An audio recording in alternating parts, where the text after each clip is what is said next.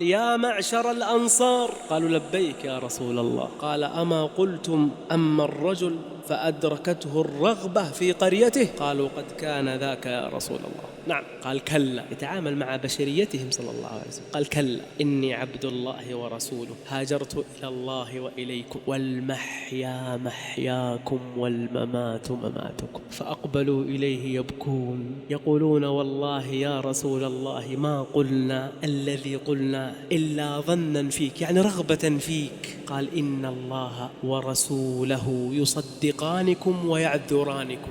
قال الصحابة والله ما منهم من أحد إلا تبلل نحره بالدموع.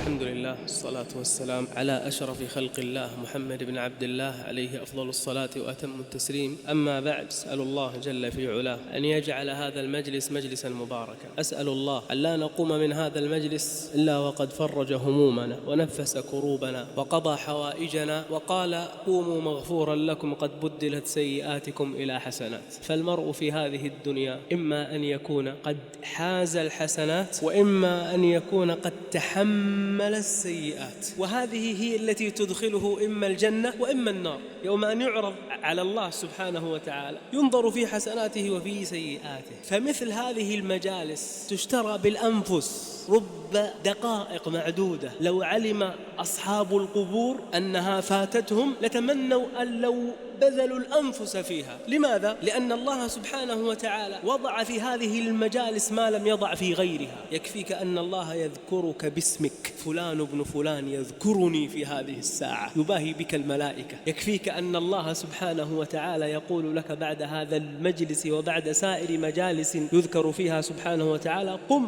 مغفورا لك قد بدلت سيئاتك إلى حسنات. هذه السيئات التي اقترفتها لا يغفرها الله فحسب، بل يبدلها إلى حسنات. والله لو لم نخرج من هذه المجالس إلا بهذه الفضيلة لكفى. لو ما نستفيد ولا شيء، فقط نخرج بهذا الفضل يكفينا. فكيف ونحن في سيرة من علمنا هذا الدين صلى الله عليه وسلم، بعد أن جاءه بعض العشرة الذين أهدر دماءهم صلى الله عليه وسلم، منهم من قتل ومنهم من أمنه صلى الله عليه وسلم، وبقي وحشي بن حرب وكعب بن زهير بن أبي سلمى. هؤلاء يأتي خبرهم. بعد هذه الوقعة الأنصار يعني فكروا بما يفكر به البشر. يعني أنت يا محمد خرجت، اللهم صل وسلم عليه، خرجت من مكة طريدا شريدا، فررت بدينك، آويناك، آزرناك، نصرناك، أعناك، ملكناك. لما قويت شوكتك وذهبت بنا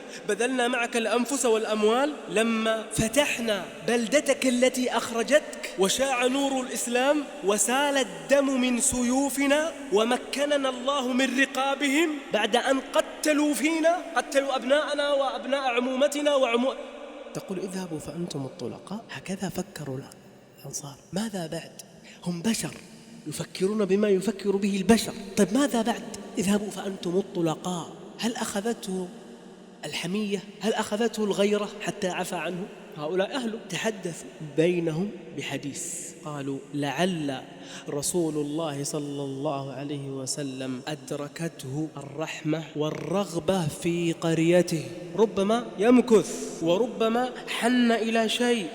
فأوحى الله إلى رسول الله قال يا معشر الأنصار، قالوا لبيك يا رسول الله. قال أما قلتم أما الرجل فأدركته الرغبة في قريته؟ قالوا قد كان ذاك يا رسول الله. نعم. قال كلا، يتعامل مع بشريتهم صلى الله عليه وسلم. قال كلا إني عبد الله ورسوله هاجرت إلى الله وإليكم. شوف الوفاء، هاجرت إلى الله وإليكم والمحيا محياكم والممات مماتكم. فأقبلوا إليه يبكون يقولون والله يا رسول الله ما قلنا الذي قلنا إلا ظنا فيك، يعني رغبة فيك. قال إن الله ورسوله يصدقانكم ويعذرانكم. قال الصحابة والله ما منهم من أحد إلا تبلل نحره بالدموع من أصحاب رسول الله صلى الله عليه وسلم. ثم اجتمع الناس وجعل رسول الله صلى الله عليه وسلم يبايعهم. ثم بعد أن فرغ من بيعة الرجال بايع النساء. أثناء المبايعة أثناء مبايعة النساء أتت امرأة متحدثة، امرأة لبقة، قال النبي صلى الله عليه وسلم: تبايعنني على أن لا تشركن بالله شيئا؟ قالت: إنك لا تأخذ علينا ما لا تأخذ على الرجال. يعني كأنك شديت علينا. الرجال بايعهم على إيش؟ بايعهم على الشهادة، أشهد أن لا إله إلا الله وأن محمد رسول الله. والنساء: ألا تشركن بالله شيئا. قالت: إنك لا تأخذ علينا ما لا تأخذ على الرجال وسنؤتيك ما تريد. شوف بس كده تنبيه. قال: ولا تسرقن. هذا النبي صلى الله عليه وسلم. قالت: والله إن كنت لأصيب من مال زوجي الشيء اليسير وما أدري أكان ذلك حلالا أم حراما. يعني آخذ من زوجي بدون ما يدري وما أدري هذا ثم نطق الزوج قال: أما ما أصبت فيما مضى فأنت منه في حل. انتبه النبي صلى الله عليه وسلم، الصوت هذا ما هو غريب لأنها كانت متنقبة. قال: وإنك لهند بنت عتبة. هذه من العشرة الذين أهدر دماءهم صلى الله عليه وسلم، لكنها أتت مسلمة. شوف رحمة النبي صلى الله عليه وسلم. قال: وإنك لهند بنت عتبة. قالت: نعم يا رسول الله، فاعف عما سلف عفى الله عنك. فعفى عنها ثم أكمل المبايعة. قال صلى الله عليه وسلم: ولا تزنين. شوف هي الآن مسلمة، يعني كانت كافرة. قالت: أو تزني الحرة؟ شوف المبادئ. قالت: الحرة تزني؟ ما تزني، ما لها علاقة بالإسلام والكفر. لا لا لا لا، الحرة الشريفة التي تعرف قدر نفسها وتعرف مقامها الذي وضعها الله فيه وتعرف شريف مكانها تزني؟ ما تزني. الإسلام أتى يتمم مثل هذه الأمور. عز الله المرأة، وضع لها مكانها. قالت: أو تزني الحرة؟ قال رسول الله صلى الله عليه وسلم: ولا تقتلن أولادكن. هو يكمل المبايعة. قال: ولا تقتلن أولادكن. قالت هند: قد ربيناهم صغارا حتى قتلتموهم كبارا يوم بدر. هند متحدثة تقول: أولادنا كلهم قتلتوهم في غزوة بدر. فضحك عمر حتى قهقه من كثرة الضحك، يتعجب من أمر هذه المرأة كيف تحدث رسول الله صلى الله عليه وسلم. ثم تبسم النبي صلى الله عليه وسلم. قال: ولا تأتين ببهتان تفترينه بين أيديكن وأرجلكن. ماذا قالت؟ قالت: والله إن إتيان البهتان لقبيح. هي هنا تتكلم عن مبادئ لا عن إسلام. الإسلام أتى يتمم مثل هذه الأمور. هذه المبادئ موجودة عند الإنسان الحر العاقل الحصيف الشريف. قالت: إن إتيان البهتان قبيح ولبعض التجاوز أمثل. شوف الحكمة. قالت: بعض التجاوز أفضل وأكمل، وإنك ما تأمرنا إلا الرشد ومكارم الأخلاق. قال صلى الله عليه وسلم: ولا تعصينني في معروف. قالت: ما جلسنا هذا المجلس ونريد أن نعصيك، ما جينا إلا احنا مسلمين. ثم قالت هند: يا رسول الله، أنصافحك؟ رسول أشرف الناس تكلم مع جبريل ينزل عليه وحي الله، طهره الله، شرفه الله، رفعه الله، كرمه الله. يعني ما أحد يظن في النبي صلى الله عليه وسلم أيضا لو صافح النساء ما أحد يتجرأ يظن برسول الله ظن أو ينطق عليه ببنت شفة. أليس كذلك؟ قال: إني لا أصافح النساء، إني لا أصافح النساء. قالت عائشة: ما مست يد رسول الله صلى الله عليه وسلم يد امرأة فيها أحد أشرف من الرسول صلى الله عليه وسلم، فيها أحد نية أحسن من نية النبي صلى الله عليه وسلم، في واحد قلبه أنظف من قلب النبي صلى الله عليه وسلم. مع هذا ما صافح النساء. ثم قال صلى الله عليه وسلم، أو قالت هند بنت عتبة، قالت: يا رسول الله، إن زوجي رجل شحيح بخيل، فهل علي حرج أن آخذ من ماله دون أن يعلم؟ هذه مسألة مهمة ترى بعض الأحيان، والبخل مذموم قبل الإسلام وبعد الإسلام. قالت: فهل علي حرج أن آخذ من ماله دون أن يعلم؟ قال: خذي ما يكفيك أنت وولدك بالمعروف بقدر الحاجة. فكان هذا إذن منه صلى الله عليه وسلم. والرجل الذي يكون رجلا بمعنى الكلمة لا يترك أهله يحتاجون إلى هذا ولا يضطرهم إلى فعل هذا، بل يكون مثل ما كان صلى الله عليه وسلم: كريما هينا لينا، خيركم لأهله وأنا خيركم لأهلي، يقول صلى الله عليه وسلم. صفوان بن أمية بن خلف هو ليس ممن أهدر النبي صلى الله عليه وسلم دمه، لكنه كان رجلا زعيما مطاعا في قومه، فلما فتح النبي صلى الله عليه وسلم مكة خشي على نفسه القتل لأنه زعيم من الزعماء، فهرب حتى وصل إلى أين؟ إلى أين؟ من قال جدة؟ الله يفتح عليك أبو سلطان. حتى وصل إلى جدة، ولا أنت قبله؟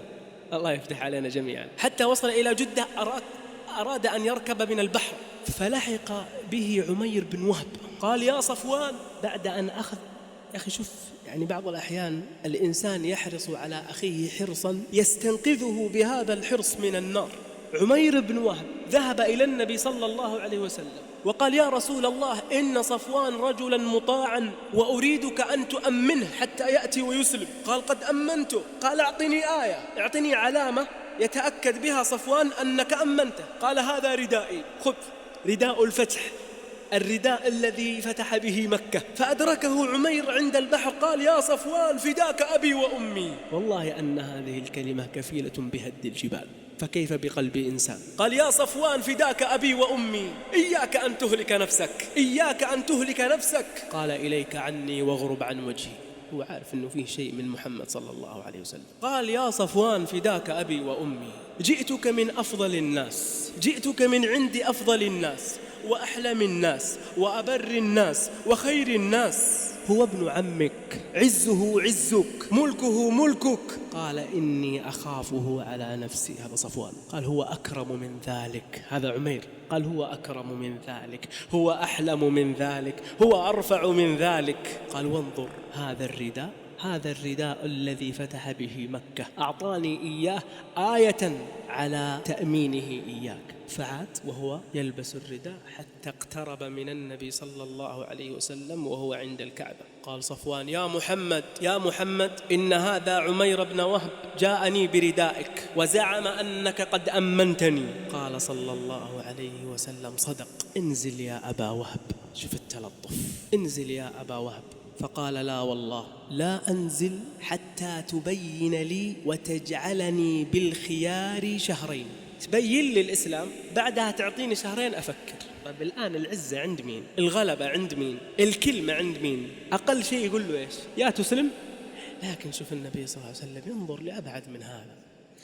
تذكرون كلمته التي قال لعل الله أن يخرج من أصلابهم من يعبد الله لا يشرك به شيئا. أمية بن خلف مات على إيش؟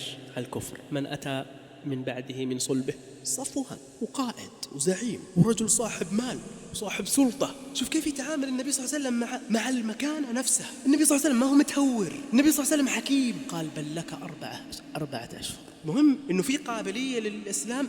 هي المسألة ما هي تصفية حسابات. دام أنت عندك نوع من الرضا والقناعة بالإسلام، أعطيك 4 أشهر فكر، وتأتيني وأنت مقتنع، وتأتيني وأنت راغب حاب بالإسلام. تصور أن النبي صلى الله عليه وسلم أخذ صفوان معه غزوة حنين وهو مشرك، لكن من الذي مول الجيش؟ صفوان. موله بأكثر من 1000 درع وأعطاه 40,000 أعطاه. شوف النبي صلى الله عليه وسلم كيف يفكر. بعدها هداه الله وأصبح قائد من قادات المسلمين. لكن انظر كيف يتعامل صلى الله عليه وسلم بالحكمة. بعد هذا النبي صلى الله عليه وسلم خطب خطبة، والخطبة هذه كانت لسبب. كان بين بعض القبائل دم، والذي قتل أراد أن يسلم. ذهب إلى النبي صلى الله عليه وسلم، وقبل أن يدخل إليه خاف هؤلاء أصحاب الدم أن يصل إلى النبي صلى الله عليه وسلم فيسلم ويضيع الدم ينتهي، فأدركوه قبل أن يسلم فقتلوا قبل أن يصل إلى النبي صلى الله عليه وسلم. غضب النبي صلى الله عليه وسلم غضبا شديدا وخطب في الناس. اسمع هذا الكلام الذي خرج من فيه صلى الله عليه وسلم. قال أيها الناس، إن الله عز وجل يحرم مكة يوم خلق السماوات والأرض، فهي حرام من حرام الله تعالى إلى يوم القيامة. لا يحل لامرئ يؤمن بالله واليوم الآخر أن يسفك فيها دما ولا يقطع فيها شجرة لم تحلل لأحد كان قبلي. هذا حرام، ما حل لأحد قبلي ولا تحل لأحد أحد يكون من بعدي ولم تحلل لي إلا هذه الساعة. لما قال لو وجدتموهم تعلقوا بأستار الكعبة فاقتلوهم، الله أحل له هذه الساعات، قال ولم تحلل لي إلا هذه الساعة غضبا على أهلها، يعني ما حلت عبث، غضبا على أهلها. ألا إن حرمتها قد رجعت كما كانت بالأمس، ألا فليبلغ الشاهد الغائب. فمن قال لكم أن رسول الله صلى الله عليه وسلم قد قاتل بها فقولوا له إن الله عز وجل قد أحلها لرسوله ولم يحلها لكم. يا معشر خزاعة ارفعوا أيديكم عن القتل، لأنهم هم من قتلوا الرجل فقد كثر أن يقع. لئن قتلتم قتيلا لأدينه، أدفع ديته. فمن قتل بعد مقام هذا فأهله بخير النظرين، إن شاءوا فدم قاتله وإن شاءوا فعقله، يعني الدية. ثم ودى رسول الله صلى الله عليه وسلم هذا الرجل الذي قتلته خزاعة. ثم بعد هذا أرسل النبي صلى الله عليه وسلم السرايا والبعوث إلى الأصنام العظيمة اللي كان لها مكانة. أرسل سعد بن زيد إلى مناه. الله سبحانه وتعالى في سورة النجم يقول إيش؟ ومنات الثالثة الأخرى. وأرسل خالد بن الوليد إلى العزة، وأرسل عمرو بن العاص إلى سواع، فهدموها ثم رجعوا. ثم أن رسول الله صلى الله عليه وسلم كلف خالد بن الوليد أن يذهب إلى بني جذيمة، هذه قبيلة، ويعرض عليها الإسلام. خالد لما وصل وعرض عليهم الإسلام قالوا قد صبأنا قد صبأنا. هم يتعارفون بينهم أن من بدل دينه إلى دين آخر ماذا يطلق عليه؟ صابئ. هم بدلوا دينهم إلى الإسلام فقالوا قد صبأنا. خالد ماذا فهم؟ أنهم ما أسلموا، أنهم صابئون، أنهم صابئين. فقتل منهم خالد وأسر منهم، وقال لكل رجل من أصحابه اقتل أسيرك. عبد الله بن عمر قال والله لا أقتل أسيري ولا يقتل رجل من أصحابي أسيره حتى نأتي رسول الله صلى الله عليه وسلم. يعني اختلفوا في الأفهام. لما وصلوا إلى النبي صلى الله عليه وسلم أخبروه الخبر، رفع يديه للسماء قال اللهم إني أبرأ إليك مما فعل خالد، اللهم إني أبرأ إليك مما فعل خالد. اللي سواه ما هو سهل، لكن هكذا فهم رضي الله عنه. جاء عبد الرحمن بن عوف وعاتب خالد بن الوليد، قال أجعلت أمر الجاهلية في الإسلام؟ فرد عليه خالد بن الوليد قال إنما أخذت بثأر أبيك. قال كذبت، ما فعلته إلا لتأتي بأمر الجاهلية في الإسلام. مثل هذه المواقف نذكرها لنستشعر بشرية الصحابة، مع هذا تغلبوا على بشريتهم. عبد الرحمن بن عوف ذهب اشتكى إلى النبي صلى الله عليه وسلم. لما جاء قال النبي صلى الله عليه وسلم يا خالد لم تؤذي رجلا من أهل بدر؟ شوف مكانة أهل بدر. لو أنفقت، هذا الكلام لمين يا جماعة؟ لسيف الله المسلول. يقول يا خالد لم تؤذي رجلا من أهل بدر؟ لو أنفقت مثل جبل أحد ذهبا ما بلغت مده ولا نصفه. يا خالد لو أنفقت مثل جبل أحد ذهب ما بلغت عمل عبد الرحمن بن عوف، فقط لأنه حضر بدر. قال خالد بن الوليد قال يا رسول الله إنما وقعوا في فرددت عليهم، يعني أنا ما غلطت. قال صلى الله عليه وسلم، شوف يعطي كل واحد حقه، قال لا تؤذوا خالدا فإنه سيف من سيوف الله صبه الله على الكافرين. لا تؤذوا خالدا فإنه سيف من سيوف الله صبه الله على الكافرين. ثم أن امرأة سرقت وهو في مكة صلى الله عليه وسلم، وكانت هذه المرأة شريفة من علية القوم، فتكلم الناس من يكلم فيها رسول الله حتى يشفع فيها ونعطيه المال، نعطيه أي شيء، لأنهم يعلمون أن حد السرقة قطع اليد. فما اجترأ أحد أن يكلم رسول الله صلى الله عليه وسلم. قالوا لا يجترئ عليه إلا حبه أسامة بن زيد، أحب الناس. جاء أسامة قال يا رسول الله إني أشفع في هذه المرأة. النبي صلى الله عليه وسلم حاباه، قال يا أسامة أتشفع في حد من حدود الله؟ مسألة ما هو حق لي، تشفع في حق وفي حد من حدود الله. قال استغفر لي يا رسول الله، استغفر لي.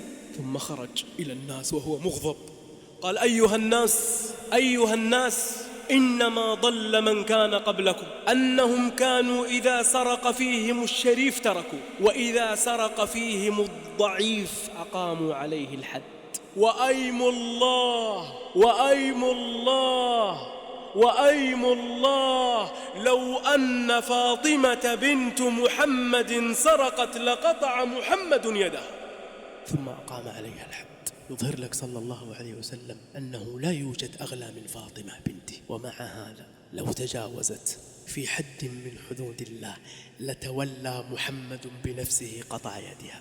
إذا كان صلى الله عليه وسلم لا يحابي في ابنته في مثل هذا، فكيف لنا أن نحابي في أمور الدنيا، أن نحابي أنفسنا؟ وربما وقع الظلم على الغير من أجل أبنائنا أو من أجل أنفسنا. صلى الله عليه وسلم يربينا ويعلمنا أن الله أولا، أن الله أولا، أن الله أولا. لو كانت الكلفة هذه النفس التي بين جنبيه، لو كانت الكلفة فلذة الكبد. الله أولا. أسأل الله جل في علاه أن يجعلنا له مطواعين، وأن يعبدنا له، وأن يذللنا له، وأن يجعلنا ممن يقيم حدوده، وأن يجعل التقوى في قلوبنا قائمة لا تنطفئ. أسأله أن يرضى عنا رضا لا سخط بعده أبدا، وأن يرضى عن هذه الوجوه التي حضرت له، وأن يرضيها وأن يعطيها، وأن يصب عليها الرزق صبا صبا، وأن لا يجعل عيشها كدا كدا، وأن يعطيها من كل ما سألت، وأن يغفر لها ما قدمت وما أخرت وما أسرت وما أعلنت. اللهم يا رب ارحم موتانا وموتى المسلمين، اللهم ارحم موتانا وموتى المسلمين. اللهم في هذه الساعة أنزل عليهم شآبيب الرحمة، أنزل عليهم شآبيب الرحمة، اغسلهم بالماء والثلج والبرد، نقهم من الذنوب والخطايا كما ينقى الثوب الأبيض من الدنس. اللهم جازهم بالحسنات إحسانا وبالسيئات عفوا وغفرانا. اللهم خذهم بعفوك، خذهم بكرمك، خذهم بجودك، خذهم بحلمك يا حليم. اللهم أبدلهم دارا خيرا من دارهم وأهلا خيرا من أهلهم يا ذا الجلال والإكرام. تم الكلام، وربنا المحمود وله المكارم والعلا والجود، ثم الصلاة على النبي محمد ما ناح قمري وأورق عود. والسلام عليكم ورحمة الله وبركاته.